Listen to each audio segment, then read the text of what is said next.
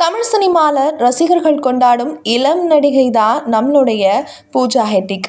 இவங்க ஜீவா நடித்த முகமூடி படத்தின் மூலியமா நாயகியா களமிறங்குனாங்க.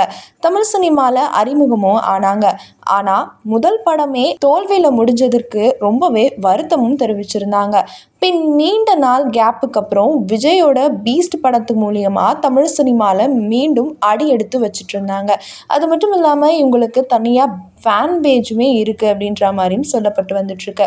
சோஷியல் மீடியாவில் இவங்கள நிறைய பேர் ஃபாலோ பண்ணுறாங்க. அது மட்டும் இல்லாமல் சோஷியல் மீடியாவில் இவங்க ஏதாச்சும் ஒரு போஸ்ட் போட்டால் கூட அதை உடனே ட்ரெண்டிங் ஆக்கி விடுறதுக்குனே ஒரு பெரிய ரசிகர்கள் கூட்டம் இருக்குது அப்படின்னே சொல்லலாம். அதனால இந்த படமும் சரியாக வரவில்லை அப்படின்ற ஒரு கவலையிலேயே இருந்து வந்துட்டு இருந்தாங்க பூஜா ஹெத்திக். அதன் பிறகு சூர்யாவுடன் ரெட்ரோ படத்தில் நடிச்சிருந்தாங்க. இந்த படத்தில் அதில் இருக்கக்கூடிய சாங்ஸ் எல்லாம் வச்சு அவங்க ரொம்பவே ட்ரெண்டிங் ஆனாங்க.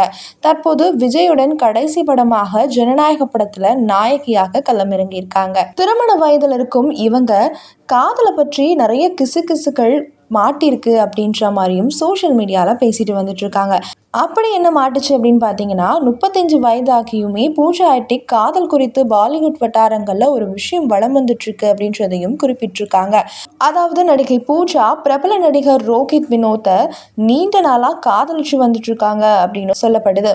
ஏன் அப்படின்னு பார்த்தீங்கன்னா, பொது இடங்களில் அதிகம் வலம் வருவதாகவும் காதலிக்கிறாங்க அப்படின்ற செய்தி பாலிவுட் வட்டாரங்களில் அதிகமாக வந்துட்டுருக்கு அப்படின்றதையும் குறிப்பிட்டிருக்காங்க. இது மட்டும் இல்லாமல் இவங்க காதலிக்கிறது உண்மையா இல்லையா அப்படின்னு இப்போ சோஷியல் மீடியாலையும் சரி ரசிகர்களும் சரி ரொம்ப ஆர்வத்துடன் எதிர்பார்த்து வந்துட்டு இருக்காங்க.